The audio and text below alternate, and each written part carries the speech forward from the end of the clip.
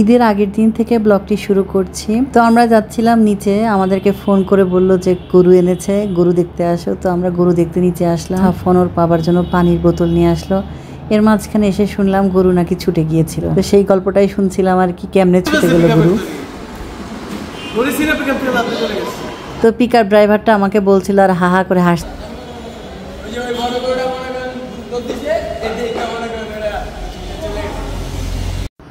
এবার চলে আসলাম আমার রান্নাঘরে। আমার কাজের ভাবিটা চলে এসেছে, ওকে দিয়ে পেঁয়াজগুলো কাটিয়ে রাখছি। ও যেহেতু ঈদের দিন ছুটি কাটাবে, তো আমি পেঁয়াজগুলোকে কাটিয়ে রাখছি। পেঁয়াজ কাটা থাকলে অনেকটা কাজ এগিয়ে যায়। এদিকে দুধটাকে বসিয়ে দিয়েছি, সেমা রান্না করে নিব। আর ভাবছি রোস্ট রান্না করব, তো মুরগিটাকেও ভিজিয়ে নিয়েছি। এটা যেহেতু ঈদের আগের দিন আমি কাজগুলো করে রাখলে আমার জন্য সুবিধা হবে। ডালটাকে ভেজে রাখি, কষাই যেহেতু আসবে ওদেরকেও কিছু খাবার দিতে হবে, তো খিচুড়ি রান্না করে রাখলে সুবিধা হবে। মুগ ডাল এবং সেমাই ভেজে আমি চলে আসলাম ছাদে। এখানে স্টোর রুমে কিছু জিনিসপত্র বের করব, যেহেতু নিচ থেকে উপরে মাংস আনতে হবে, তো 3টা রঙের ডিব্বা নিয়ে আসলাম। শাশুড়ি মা যে পাতিলগুলো দিয়েছিলেন ওগুলোকে কাজের খালাকে দিয়ে ধুয়ে রাখছি, পরের দিন তো কাজে লাগবে।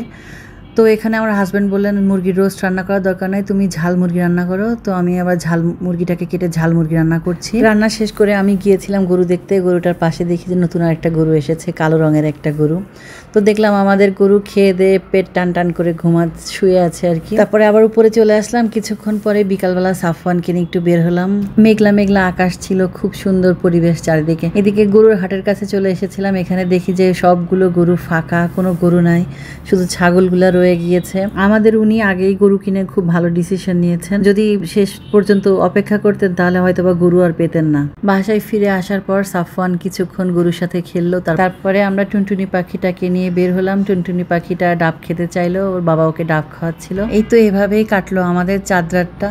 ঈদের দিন সকাল, তো এখন সাফওয়ান বলছিল নুডলস খাবে, তোকে নুডলস বানিয়ে দিলাম। সেমাই খেতে চাচ্ছিল না, ঝাল কিছু তার খেতে মন চাচ্ছে। তো আমার হাজবেন্ড না খেয়েই নামাজে গেলেন, না খেয়েই যেতে হয়, এটাই নিয়ম। তারপরে কোরবানি হওয়ার পরে নাকি খেতে হয়, তো আমিও না খেয়েছিলাম, কোরবানি হওয়ার পরেই খেয়েছি। ওদেরকে বিদায় দিয়ে এসে আমি রান্নাঘরে চলে আসলাম। এখানে পোলাওটাকে বসিয়ে দিলাম। রান্না শেষ করার পর আমাকে হাজবেন্ড ফোন করে বললেন নিচে আসো, গরু কাটাকাটি করছে। গরু কোরবানিটাকে ভিডিও করেছিলাম, কিন্তু এটা আর দিলাম না, ফেসবুকে যেহেতু রেস্ট্রিকশন আছে। তো এখানে সাফওয়ানের মাদ্রাসার স্টুডেন্ট, তো ওদের কোরবানি করা বাধ্যতামূলক। তো ওনাকে পেয়ে উপরে পাঠিয়ে দিয়েছেন, ওনাকে একটু নাস্তা করালাম। কসাইদের জন্য পাউরুটি আর সেমাইটাকে পাঠিয়ে দিলাম। খিচুড়ি রান্না বসিয়ে দিয়েছি। এদিকে আমার টুনটুনিটা ঘর ভরে হাঁটছে, আমি একটু নিচে থেকে ঘুরে আসলাম। এদিকে দেখি ভাত উতলে, এদিকে উপরে এসে দেখি খিচুড়িটাকে উতলে সর্বনাশ হয়ে গিয়েছে। এদিকে অল্প কিছু গরুর মাংস উনি উপরে পাঠিয়ে দিয়েছেন, বললেন যে এগুলোকে রান্না বসিয়ে দাও। তো আমি যেহেতু সকাল থেকে উনি না খাওয়া, রান্নাটাকে বসিয়ে দিলাম।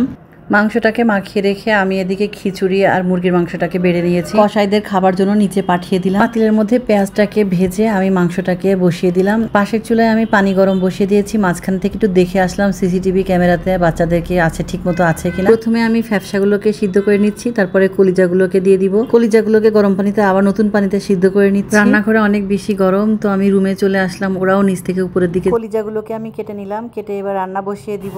কলিজা কাটা শেষ করে চলে এলাম আবার রান্নাঘরে। মাংসটা অনেকখানি হয়ে এসেছে। এরপর আবার টুকরা করার পরে আমি আবার এটাকে গরম পানি দিয়ে ধুয়ে নিচ্ছি ভালো মতো করে। ঘড়িতে বাজে 12টা, প্রায় আমাদের কাটাকুটি সব শেষ হয়েছে। তো এখন মাংস নিচ থেকে উপরের দিকে নিয়ে আসছে। আমার মাংস রান্নাটা হয়ে গিয়েছে। তো আমি এক চুলাতে ভাত বসিয়ে দিয়েছি, আর এপাশে চুলাতে আমি কলিজাটাকে বসিয়ে দিব। এর মাঝখানে আমার হাজবেন্ড চলে এসেছেন, মাপ মেপে মেপে সব আত্মীয় স্বজনকে দেওয়ার জন্য লিস্ট করে ফেলেছেন। লিস্ট দিয়ে দেখে দেখে সবাইকে দিচ্ছেন। এখানে আমাদের ড্রাইভারটা ছুটিতে গিয়েছে, তো আমার হাজবেন্ড নিজেই নিয়ে যাবেন ড্রাইভ করে এগুলোকে আমার শ্বশুরবাড়ি এবং আত্মীয় স্বজনদেরকে পৌঁছে দিতে। তো এই বালতি সহই উনি গাড়ির ব্যাগডালাতে ফেলে নিয়ে যাবেন। তো এখানে নিচের দিকে নিয়ে যাচ্ছেন। নিচে গিয়ে ওনার মনে হয়েছে মানিব্যাগটা ফেলে গিয়েছেন, তো আমাকে মানিব্যাগের কথা বললেন। আমি পরে মানিব্যাগটা দিয়ে দিলাম। আজকের ব্লগটি এখানেই শেষ করছি। আপনারা সবাই ভালো থাকবেন। টাটা, আল্লাহ হাফেজ।